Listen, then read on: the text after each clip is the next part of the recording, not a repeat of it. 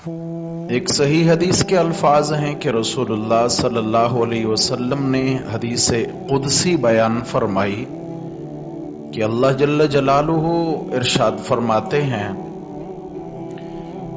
کہ اے میرے بندو، اگر تم گناہ کرنا چھوڑ دو گے، بالکل اگر تم گناہ کرنا چھوڑ دو تو میں تمہیں لے جاؤں، تمہارا خاتمہ کر دوں اور تمہاری جگہ ایسے لوگوں کو لا کے آباد کر دوں جو گناہ کریں پھر گناہ کر کے مجھ سے توبہ کریں۔ کیوں کہ اللہ تعالیٰ کو تہجد گزار کی تہجد پہ اتنا پیار نہیں آتا۔ اللہ تعالیٰ کو نیک اعمال بجا لانے والے کے نیک اعمال اور بھلائیوں پر اور حسنات پر اتنا پیار نہیں آتا جتنا اللہ کو اس بندے پہ پیار آتا ہے جو گناہوں سے اللہ کے حضور توبہ کر رہا ہوتا ہے، اللہ کے حضور جو گڑ گڑا رہا ہے۔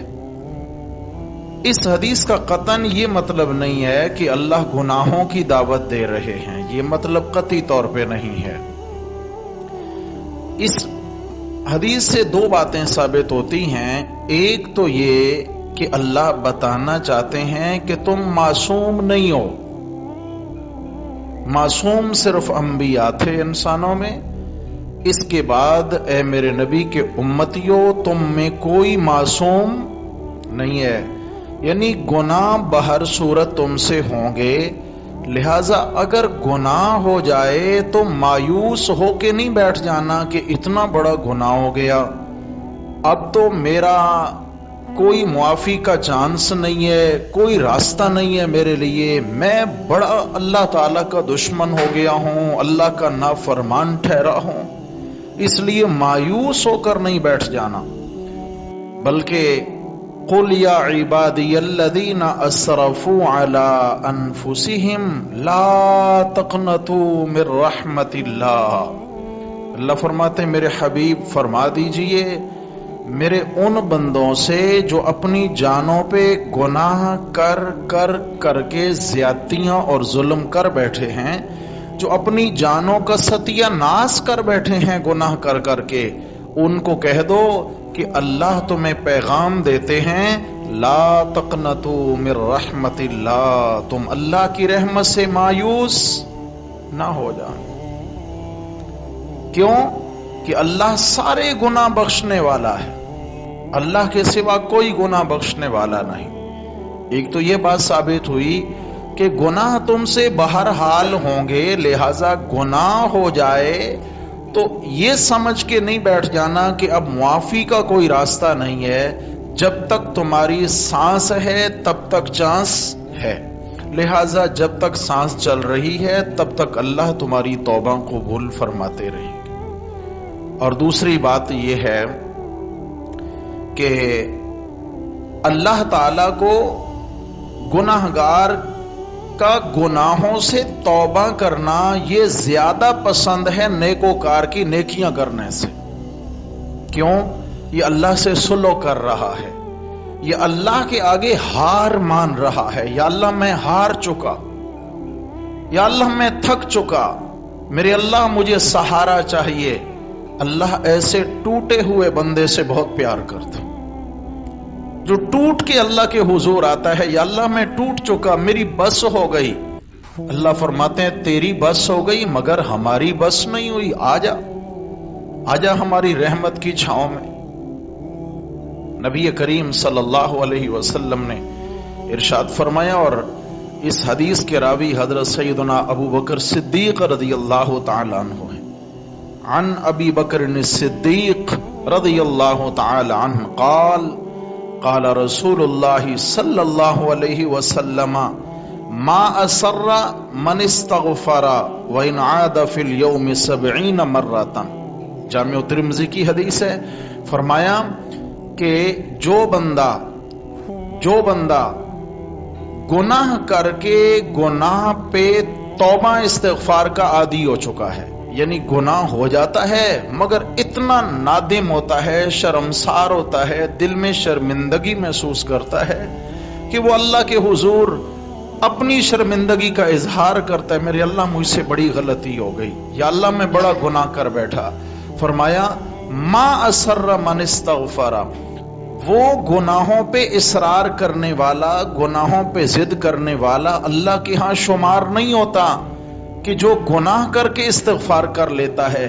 آپ نے فرمایا بھلے وہ دن میں 70 مرتبہ وہ گناہ کیوں نہ کرے، یعنی اس سے ایک بار گناہ ہوا اور اسے خیال نہ تھا ارے ہو گیا توبہ میرے اللہ، یا اللہ مجھے معاف کر دے، میرے اللہ مجھ سے غلطی ہو گئی، یا اللہ میں آئندہ بچنے کی کوشش کروں گا۔ فرمایا توبہ قبول ہے۔ کچھ وقت گزرا پھر وہی گناہ ہو گیا اس سے۔ خیال کرنا اس کا یہ مطلب نہیں ہے کہ بندہ جان بوجھ کے بندہ کہے استغفر اللہ، یا اللہ معاف کرنا، لیکن موقع ملا تو پھر یہ گناہ کروں گا۔ یاد رکھنا یہ استغفار نہیں ہے، یہ استغفار نہیں ہے۔ استغفار کی شرائط میں یہ شرط ہے کہ آئندہ ایسا گناہ نہیں کروں گا۔ جب یہ ارادہ ہو کہ آئندہ ایسا گناہ نہیں کروں گا تو میرے بھائیوں اس کا پھر یہ پچھلا گناہ معاف ہے۔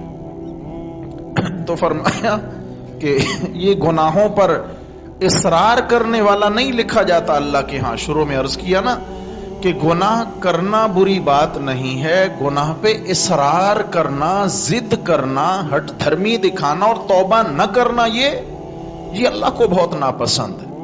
کل بنی آدم خطاء وخیر الخطائین التوابون، فرمایا سارے انسان گناہگار ہیں مگر اللہ کے ہاں اچھے ہیں وہ گناہگار، یعنی اللہ کو پیارے لگتے ہیں وہ گناہگار جو گناہ کرنے کے بعد کیا کرتے ہیں؟ توبہ کرتے ہیں۔ تو ہمارا مل بیٹھنے کا مقصد کیا ہے بھائی؟ گناہگار تو ہم خوب ہیں، اب کیا ہے کہ ہم نے سچے دل سے اللہ سے اپنے گناہوں کی معافی مانگنی ہے۔ یا اللہ جو سابقہ زندگی میں ہو گئے وہ معاف فرما دے، ہم ان پہ ندامت کا اظہار کریں، روئیں دھوئیں، اللہ کے حضور گڑ گڑائیں، معافی مانگیں اور اس یقین کے ساتھ اپنی دعا کا خاتمہ کریں کہ میری گزری زندگی کے سارے گناہ میرے رب نے معاف فرما دیے۔ یاد رکھیے یقین بھی ضروری ہے، اور اس کے بعد آگے کا معاملہ آگے، آئندہ کا معاملہ پھر آئندہ کے ساتھ۔ اللہ اکبر۔ یہ جو آیت کریمہ پڑھی ہے اس آیت میں بہت عجیب بات بیان ہوئی۔ اللہ تعالیٰ فرماتے ہیں، چونکہ سورہ انفال کی آیت نمبر 32 اور 33 کے اندر ایک خاص حالت اللہ نے بیان کی ہے سرداران قریش کی، مشرکین مکہ کے رؤساء اور سرداران اتنے ہٹ دھرم ہو گئے، اتنے ہٹ دھرم ہو گئے اپنے شرک، اپنے کفر پر، اپنی بغاوت پر، کہ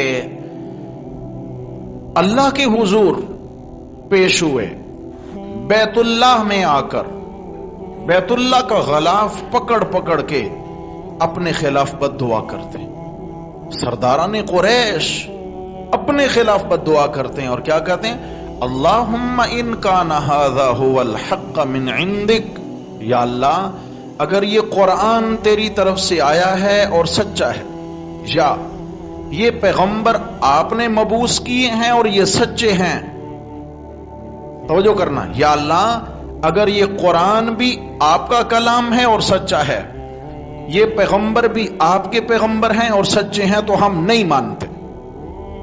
غلاف کعبہ پکڑا ہوا ہے اور ہٹ دھرم زمانے کے کیا کہتے ہیں؟ یا اللہ ہم ماننے کو تیار نہیں ہیں۔ کیا کر؟ فَأَمْطِرْ عَلَيْنَا حِجَارَةً مِّنَ السَّمَاءِ أَوْ ائْتِنَا بِعَذَابٍ أَلِيمٍ، یا اللہ یا تو ہمارے اوپر آسمان سے پتھروں کی بارش برسا کر ہمارا ستیہ ناش کر دے، یا پھر ہمیں کوئی اور دردناک عذاب دے دے، مگر ہم ماننے کے لیے تیار۔ اب کہنا کیا چاہیے تھا؟ یا اللہ اگر یہ حق ہے، یہ برحق ہیں، تو ہمیں ماننے کی توفیق عطا فرما۔ لیکن ضد کا یہ عالم ہے کہ یا اللہ جھوٹے ہوتے تو بات ہی کہیں اور. یا اللہ اگر یہ سچے ہیں جیسا کہ یقیناً سچے ہیں تو بھی ہم ماننے کو تیار نہیں ہیں.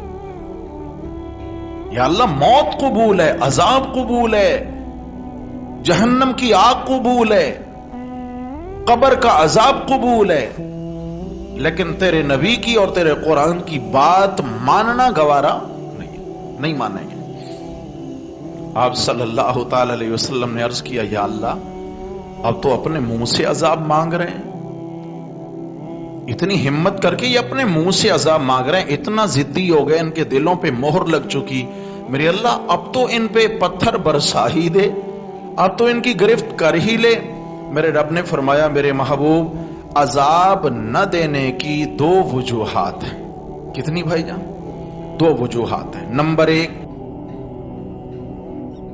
ابہم وانت فیہم، میرے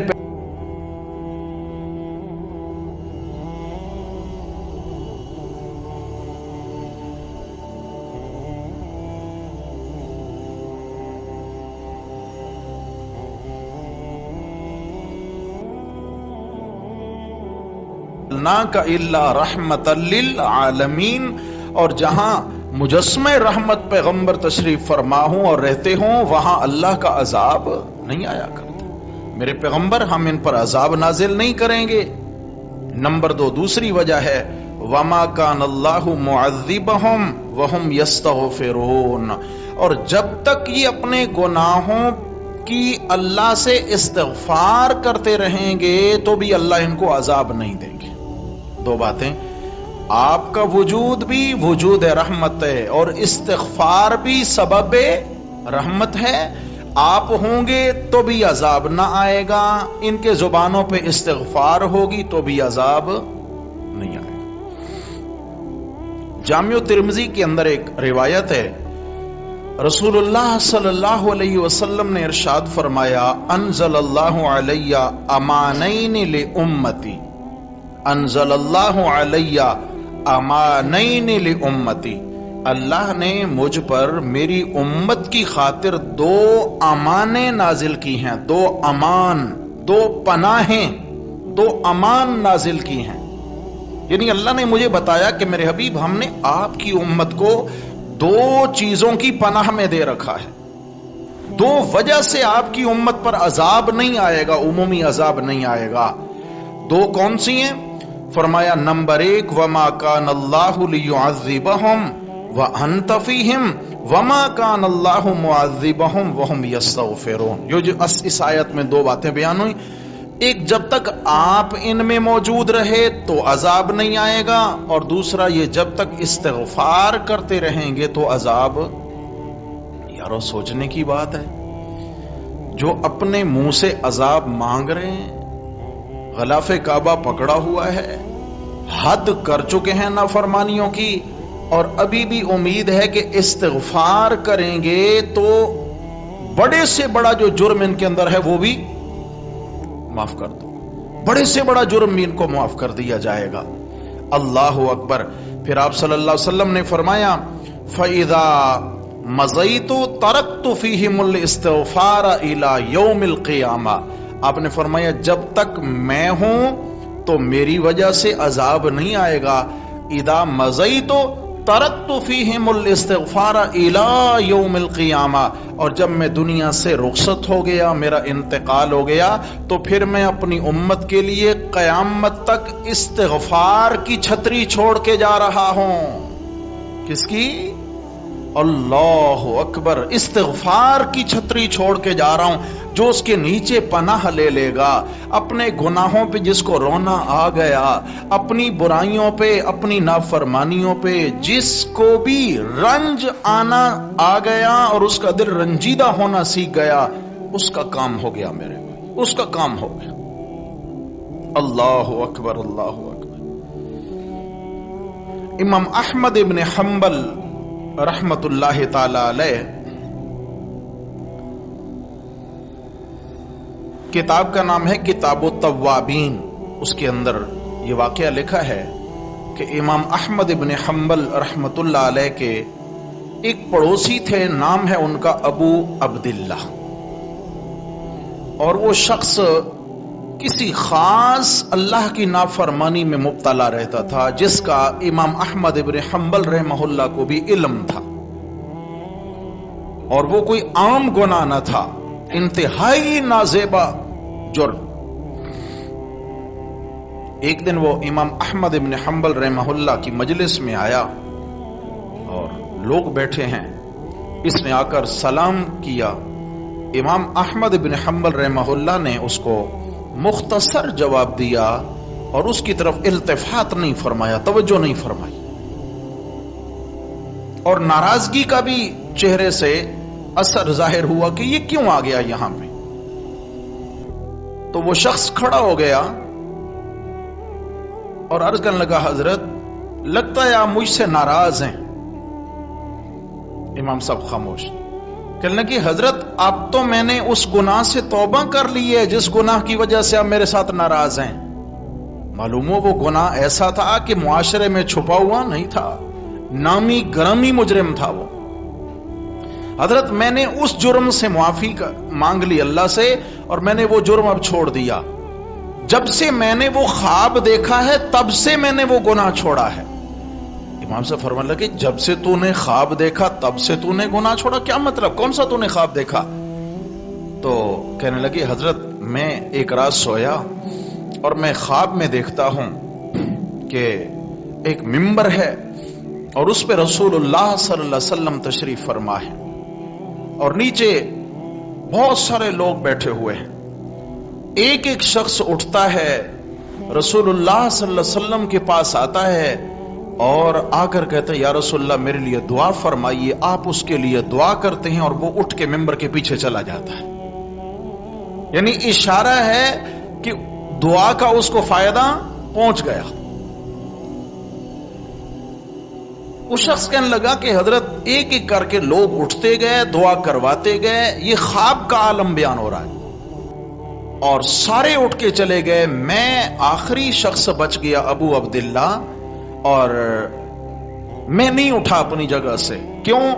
کہ مجھے اپنا وہی والا گناہ ہٹ ہٹ کے یاد آ رہا تھا کہ تو اتنا سر سے پاؤں تک گندا اور میلا کچیلا ہے اس گناہ اور جرم کی وجہ سے، بھلا تیرے حق میں کس کی دعا قبول ہوگی؟ آپ صلی اللہ علیہ وسلم میری جانب متوجہ ہوئے۔ اب یہ امام صاحب کو خواب سنا رہا ہے۔ آپ علیہ السلام میری جانب متوجہ، آپ نے فرمایا، ارے شخص، سارے لوگ اپنی جگہ سے اٹھے، انہوں نے آ کر کے دعا کرائی، مگر آپ اپنی جگہ سے نہیں اٹھے، آپ نے دعا کیوں نہیں کرائی؟ تو میں نے عرض کیا، یا رسول اللہ مجھے اپنے گناہ یاد آ رہے ہیں، میں اتنا بڑا مجرم ہوں، اتنا بڑا سیاہ کار ہوں، اتنا بڑا خطا کار ہوں کہ شاید میرا اللہ مجھے معاف نہ کرے، میں بہت بڑا مجرم ہوں۔ آپ صلی اللہ علیہ وسلم نے مجھ سے ایک سوال کیا، جاگ رہے ہیں؟ سننا ذرا سوال۔ آپ علیہ السلام نے مجھ سے سوال کیا، کیا تو میرے صحابہ میں سے کسی صحابی کو گالیاں بکتا ہے؟ آپ نے کیا سوال کیا؟ کیا تو میرے صحابہ میں سے میرے کسی صحابی کو گالیاں بکتا ہے؟ میں نے کہا، نہیں، نعوذ باللہ یا رسول اللہ، ایسی بات تو نہیں ہے، میں تو آپ کے صحابہ کا ادب کرتا ہوں۔ آپ نے فرمایا، اگر تو میرے کسی صحابی کو گالی نہیں دیتا تو آ مجھ سے دعا کرا لے، اس کے سوا اللہ تیرے سارے گناہ معاف کر دے گا، اس کے سوا اللہ تیرے سارے۔ اللہ اکبر، اللہ اکبر۔ معلوم ہوا کہ صحابہ کی عزت کرنا اور صحابہ کی عزت کی چوکیداری کرنا یہ کمال کی نیکی ہے، کمال کی میرے بھائیو، یہ معمولی نیکی نہیں ہے۔ کیوں؟ صحابہ کے سامنے قرآن اترا ہے، صحابہ کے سامنے میرے نبی نے قرآن پڑھ سنایا ہے، صحابہ کے سامنے دین اترنا شروع ہوا، صحابہ کے سامنے دین مکمل ہوا، اور اولین اللہ کی شریعت پہ عمل کرنے والے جو ہیں انہیں صحابہ کہا جاتا ہے۔ باقی امت نے بعد میں عمل کیا شریعت پر، سب سے پہلے کس نے کیا؟ صحابہ نے کیا۔ تو معلوم ہوا میرے بھائیوں، امام احمد ابن حنبل رحمت اللہ علیہ نے اپنے ایک شاگرد جعفر الصائغ، جعفر الصائغ، اس کو کہا کہ جعفر سن رہے ہو اس شخص کا خواب؟ جی حضرت سنا۔ فرمائے اس کو لکھ لو اور لوگوں کے سامنے بیان کرتے رہنا، اس کو لکھ لو اور لوگوں کے سامنے بیان کرتے رہنا۔ مطلب یہ ہے کہ اللہ بڑے سے بڑا گناہ بھی بخشنے پر قادر ہے میرے بھائیوں، اللہ بڑے سے بڑا گناہ بخشنے پر کیا ہے؟ قادر ہے۔ اللہ اکبر۔ بعض جملے ایسے ہوتے ہیں کہ کوئی جملہ اللہ کی رحمت کو متوجہ کر دیتا ہے، بعض جملے ایسے ہوتے ہیں۔ امام سفیان ثوری رحمت اللہ علیہ بڑے مشہور محدث ہیں، امام سفیان ثوری رحمت اللہ تعالی علیہ۔ امام سفیان ثوری رحمت اللہ علیہ سو رہے ہیں اور فرماتا ہے کہ میں نے خواب میں دیکھا کہ کوئی اللہ والا شخص میرے پاس آیا اور مجھے خواب میں کہتا ہے کہ اٹھو سفیان اور اپنے پڑوسی کی نماز جنازہ میں شرکت کرو۔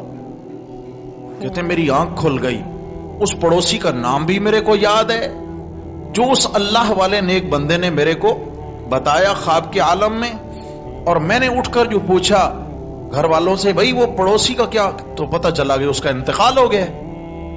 میں نے جلدی سے تیاری کی اور اس کی نماز جنازہ میں چلا گیا، اور نماز جنازہ پڑھنے کے بعد میں ان کے گھر والوں کے پاس گیا۔ میں نے ان سے جا کر پوچھا کہ بھائی یہ شخص تو شراب کا عادی تھا، یہ تو ہر وقت نشے میں رہتا تھا، اور اس سے فلاں فلاں فلاں بڑے بڑے جرائم اس کے علاقے میں مشہور تھے، اور اس کی نماز جنازہ کی خاطر مجھے غیبی اشارہ ہوا ہے نیند کی حالت میں۔ آخر کیا تھا؟ مجھے ذرا ماجرا بتائیے کہ مرتے وقت اس کی کیا کیفیات تھی، مرتے وقت اس کی کیا کیفیات تھی؟ کیا ہے؟ توجہ ہے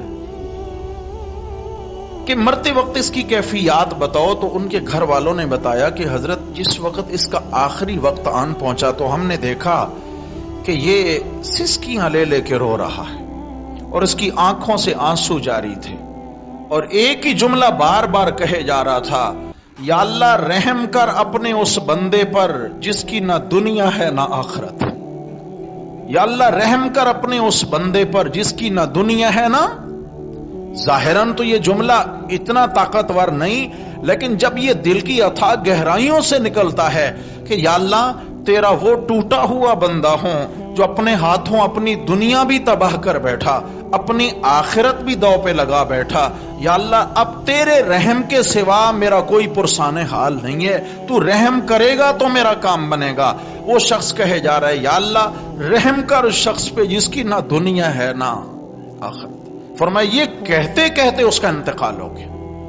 تو میرے بھائیوں معلوم ہوا کہ بعض جملے ایسے ہوتے ہیں جو انسان کے دل سے نکلتے ہیں اور وہ انسان کی دنیا و آخرت کی کایا پلٹ کے رکھ دیتے ہیں۔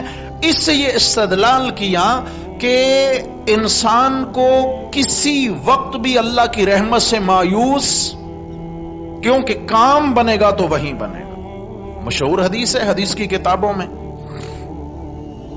ایک شخص نے وصیت کی اپنی اولادوں کو بنی اسرائیل میں۔ آپ علیہ السلام نے فرمایا کہ اس نے اپنی اولادوں کو وصیت کی کہ میں بڑا سخت گناہگار ہوں، زندگی گزر گئی اللہ کی نافرمانیاں کرتے ہوئے، جب میں مر جاؤں تو مجھے دفنانا نہیں، جب میں مر جاؤں تو میری تدفین نہیں کرنا، مجھے آگ میں جلا دینا، جلا کے راکھ اٹھا لینا اور اس کو جا کے ادھر ادھر پانیوں میں بکھیر دینا، میری راکھ کو پانیوں میں بکھیر دینا۔ بھائی آپ تو بیٹھ جائیں، اب میں آپ کو دیکھتا رہوں، بچے ہیں کرنے دیں۔ توجہ ہے، میرے اتنے گناہ ہیں کہ میں اللہ کو کیا منہ دکھاؤں گا، مجھے قبر میں نہیں دفنانا۔ حالانکہ مجھے بتائیں قبر میں نہیں دفنائیں گے تو کیا حساب سے بچ جائے گا؟ لیکن ایسا ہی ہوا، اولادوں نے ایسا ہی کیا۔ جب اللہ کے حضور وہ پیش ہوا تو اللہ تبارک و تعالی نے اسے سوال کیا کہ میرے بندے تو نے ایسی نازیبہ وصیت کیوں کی ہے کہ مجھے جلا دینا اور میری راکھ کو پانیوں میں بکھیر دینا؟ اس کا یہ مطلب نہیں ہے کہ آج ہم یہ وصیت کریں، نہیں، یہ بنی اسرائیل کا واقعہ عرض کر رہا ہوں۔ تو وہ شخص اللہ کے حضور عرض کرتا ہے، یا اللہ مجھے اپنے گناہوں کی وجہ سے اتنا خوف آ رہا تھا کہ میں یہ وجود لے کر جو سر سے پاؤں تک گناہوں میں لتھڑا ہوا ہے، میں اپنے رب کے حضور کیسے کھڑا ہوں گا؟ میں اپنے رب کو کیا منہ دکھاؤں گا؟ یا اللہ صرف آپ کے خوف کی وجہ سے میں نے ایسا کیا۔ اللہ کی رحمت کو جوش آیا، فرمایا اچھا تجھ کو میرے عذاب کا اتنا خوف تھا؟ کہنے لگا یا اللہ بہت ڈر رہا تھا آپ کی پکڑ سے۔ فرمایا جب تم مرنے سے پہلے میرے عذاب سے ڈر گیا تو میری رحمت کا تقاضا ہے کہ میں تجھے معاف کر دوں، میری رحمت کا تقاضا ہے کہ میں تجھے معاف کر دوں۔ رحمت حق بہانہ میں جویاں، رحمت حق بہانہ، میرے بھائیو اللہ کی رحمت بہانے ڈھونڈتی ہے بندے کو بخشنے کے بہانے۔ آخر میں ایک حدیث سنا کے بعد ختم کروں۔ رسول اللہ صلی اللہ علیہ وسلم نے فرمایا کہ سب سے بہترین وہ مومن ہے جو دوسرے مسلمانوں کی خیر خواہی میں لگا رہتا ہے۔ کس میں؟ اللہ کی مخلوق کی خیر خواہی کرتا ہے۔ جو اللہ کی مخلوق کی خیر خواہی میں لگا رہتا ہے وہ سب سے بہترین مومن ہے۔ کیا ہے بھائیو؟ بہترین مومن۔ اور ابن ماجہ کی حدیث میں یہاں تک الفاظ ہیں، آپ علیہ الصلوۃ والسلام نے فرمایا بعض لوگ خیر کی چابی اور شر کا تالا ہوتے ہیں، اور بعض لوگ شر کی چابی اور خیر کا تالا ہوتے ہیں۔ فرمایا تم نے خیر کی چابی بننا ہے اور شر کا تالا بننا۔ مطلب کیا ہے کہ تم سے بھلائیاں سرزد ہوں، تم بھلائی کے دروازے کھولنے کا سبب بنو، برائی کے دروازے کھولنے کا سبب نہیں بننا۔ تم سے جتنی بھلائیاں ہو سکے، جتنے خیر کے کام ہو سکے۔ آپ نے فرمایا بہترین ہے وہ مومن جو اللہ کی مخلوق کے ساتھ خیر کا معاملہ کرتا ہے۔ لیکن آگے ایک حدیث آئی، آپ صلی اللہ علیہ وسلم نے فرمایا کہ جو بندہ دوسرے مسلمانوں کے لیے آخرت کے اعتبار سے خیر اور بھلائی کا جذبہ رکھتا ہے، آخرت کے اعتبار سے خیر اور بھلائی کا جذبہ رکھتا ہے، آخرت کے اعتبار سے کیا ہے کہ ان کے گناہوں کی یہ معافی مانگنے میں لگا ہوا ہے، گناہ انہوں نے کیے، معافی یہ مانگ رہا ہے۔ اس کا مطلب ہے دوسروں کے حق میں استغفار کرنا، دوسروں کے حق میں اللہ سے معافی مانگنا، یا اللہ اس بیچارے کو معاف کر دے، یا اللہ وہ دنیا سے چلا گیا، یا اللہ وہ سارے دنیا سے چلے گئے غفلت میں، ممکن ہے معافی نہ مانگ سکیوں، میرے اللہ ان کی طرف سے میں معافی مانگتا ہوں، میرے اللہ ان کی طرف سے میں معافی مانگتا ہوں، یا اللہ ان کو معاف فرما دے۔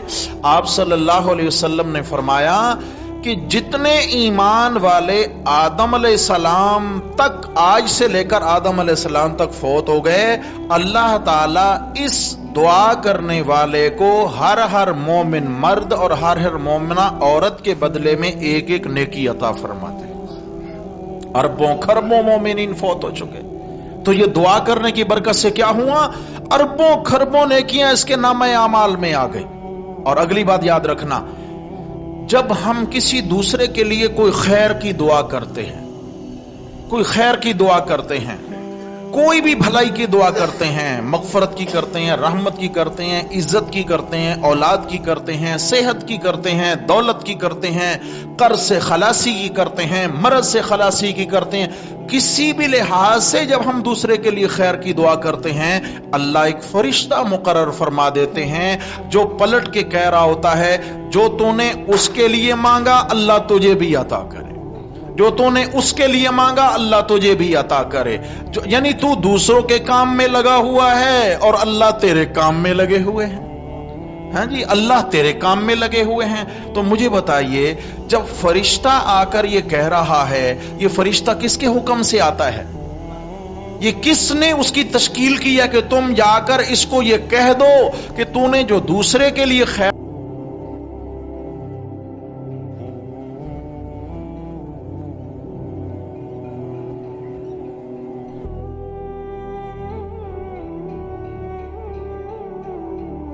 آپ صلی اللہ تعالی علیہ وسلم نے فرمایا 27 مرتبہ ایمان والوں کے لیے استغفار کرتا ہے. کتنی مرتبہ بھائیو؟ 27 مرتبہ. من استغفر للمؤمنین والمؤمنات کل یوم 27 مرتن. فرمایا جو دوسرے ایمان والے مردوں عورتوں کے لیے روزانہ 27 مرتبہ استغفار کرے، یعنی ان کے گناہوں کی اللہ سے معافی مانگتا ہے، تو فرمایا کان من الذین یستجاب لہم. اس کے لیے 2 الگ اعزاز ہیں. ایک اعزاز یہ ہے کہ کان من الذین یستجاب لہم، اللہ اس کو ان لوگوں میں شمار فرما دیتے ہیں جن کی اللہ کوئی دعا ٹالتے ہی نہیں. مستجاب و دعوات ہو جاتا ہے. مستجاب و دعوات ہو گیا، یعنی من الذین یستجاب لہم. اب اس کے بعد یعنی اس نے دوسروں کے حق میں دعا کی، یا اللہ وہ بیچارے فوت ہو گئے، یا اللہ ان کو معاف کر دے، معاف کر دے، معاف کر دے. یہ کتنی بار کہا؟ 27 مرتبہ. یہ پیکج ہے روزانہ کا. اس دن میں نے عرض کیا تھا نا کہ حدیث میں آپ صلی اللہ علیہ وسلم سے بعض اذکار اور بعض اعمال کی تعداد ثابت ہے. وہ تعداد اسے تجاوز نہیں کرنا، اسے کمی بھی نہیں کرنی، اس لیے کہ یہ جو تعداد حدیث میں آ جاتی ہے اس کی مثال ہے چابی والی. چابی کے دندانے کم کر دیے جائیں تو بھی تالا نہیں کھلے گا، بڑھا دیے جائیں تو بھی تالا. اس لیے جتنی چابی ہمیں شریعت کی طرف سے ملی ہے اس چابی کو استعمال کریں. سمجھ آ گئی؟ اس موقع پر، اس مقام پر دوسروں کے حق میں روزانہ کتنی مرتبہ استغفار ہے جی؟ 27 مرتبہ. یہ تو اس پیکج کو لے لیں جس پر یہ 2 انعامات ہیں. ایک تو آپ علیہ السلام نے فرمایا کہ اس کو اللہ اس جماعت میں شمار کر دیتے ہیں، لکھ دیتے ہیں کہ فرشتوں آج کے بعد یہ جو دعا مانگے اس کی دعا قبول کر لیں، جو مانگے اس کو عطا کر دینا. نمبر 2، دوسرا انعام جو ملتا ہے، فرمایا وَيُرْزَقُ بِهِمْ أَهْلُ الْأَرْضِ. یہ ایسا اللہ کے ہاں محبوب ہو جاتا ہے جو دوسروں کے حق میں روزانہ 27 بار گناہوں کی معافی مانگتا ہے.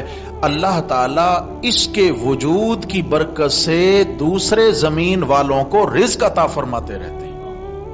اس کے وجود کی برکت سے جہاں یہ ہوتا ہے یعنی روزی عاشق ہو کے آئے گی، پھر روزی کے دروازے کھلیں گے، پھر کیا ہوگا؟ یہ رزق کے اترنے کا مرکز بن جائے گا. اللہ اس کی برکت سے اور مخلوقات کو بھی کھلائیں گے اس کی برکت سے. تو میرے بھائیوں مجھے بتائیے، مشکل کام ہے؟ اب دیکھیں نا، بہت آسان الفاظ استغفار کے قرآن مجید میں موجود ہیں. آپ میں سے بوڑھا، جوان، بچہ، مرد، عورت، ہر ایک کو یہ الفاظ یاد ہیں، کیونکہ ہم یہ نماز میں بھی عموماً پڑھ لیتے ہیں. دعا اور بھی دعائیں نماز میں پڑھی جا سکتی ہیں، لیکن یہ عموماً آسانی کے لیے پڑھی جاتی ہے. تو اس میں درمیان میں ربنا اغفر لی، یہاں سے شروع کرنا ہے، جو 27 بار پڑھنی ہے. ربنا اغفر لی ولوالدی وللمؤمنین یوم یقوم الحساب. میرے بھائیو اس کو پلے باندھ لیں، پلے باندھ لیں. 3 فائدے ہوں گے. ہر مومن مرد و عورت کے وجود کے بدلے ایک ایک نیکی نصیب ہو جائے گی، مستجاب و دعوات ہو جائے گا، اور اللہ تعالیٰ کی جانب سے بابرکت روزی کے اترنے کا سبب بن جائے گا اس کا وجود. اچھا، جب اللہ اس کی وجہ سے اوروں کو کھلائیں گے، اس کو بھوکا مار دیں گے؟ بولو بھائی. تو یہ آج ہم مارے جو پھرتے ہیں کہ بھائی بے روزگاری ہے، مہنگائی ہے، یہ ہے وہ ہے، میرے بھائیوں یہ بات نہیں ہے، یہ بات نہیں ہے. قرآن مجید میں اللہ نے فرمایا وَفِي السَّمَاءِ رِزْقُكُمْ، تمہارا رزق کہاں ہے؟ آسمان میں ہے. آسمان یعنی رزق کے فیصلے وہاں سے ہو کے آتے ہیں. یہاں تو اسباب ہیں، فیصلے وہاں سے ہوتے ہیں، فیصلے وہاں سے ہوتے ہیں، یہاں اسباب ہیں. تو میرے بھائیوں فیصلہ ضروری ہے یا اسباب ضروری ہیں؟ سبب سامنے موجود ہو، ہاں جی، اربوں خربوں پتی ہوں، اور جناب علی پانی میں ابلی بھنڈی کے سوا کچھ کھانا نصیب نہ ہو. نہیں سمجھے؟ سمجھ گیا نا؟ ہاں. آپ کے جو صدر صاحب ہیں نا جی، ہم تو صدر نہیں مانتے ایسوں کو. ہاں، آپ کے جو صدر، اللہ کرے آپ کے بھی نہ ہو. ٹھیک ہے نا جی. جو اس وقت صدر صاحب ہیں बना के बेचारे पता नहीं कितना बना चुके कि जिंदगी लगा दें तो शायद शुमार न कर सकें, लेकिन खाने में क्या चलता है? पानी में उबली हुई भिंडी। असबाब तो बहुत हैं मगर उधर से लिखा हुआ आ नहीं रहा। वफिस समाए रिज़्क़ुकुम, फैसला कहां से आता है? आसमान से आता है। तो मेरे भाइयों, जो बंदा इस अमल को लाजिम पकड़ ले, आसमान से अल्लाह रिज़्क़ के ऐसे फैसले फरमाएंगे कि तेरे पास आएगा, तू आगे बांटेगा।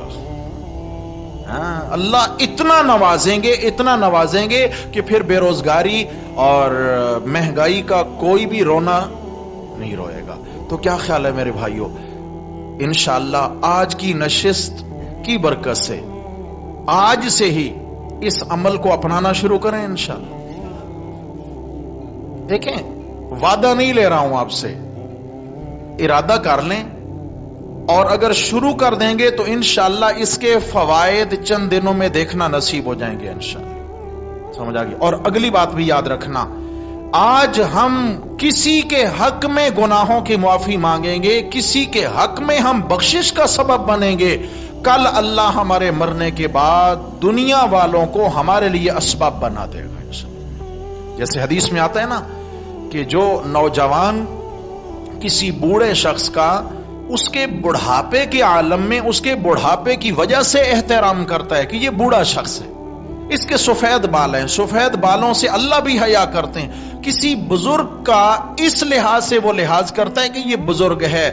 बुजुर्गी को मद्देनजर रखकर जो नौजवान किसी बुजुर्ग का एहतराम करेगा, जब ये इस उम्र को पहुंचेगा तो अल्लाह कई नौजवान इसका एहतराम करने वाले पैदा फरमा देंगे, जो इसका एहतराम करेंगे इंशाअल्लाह।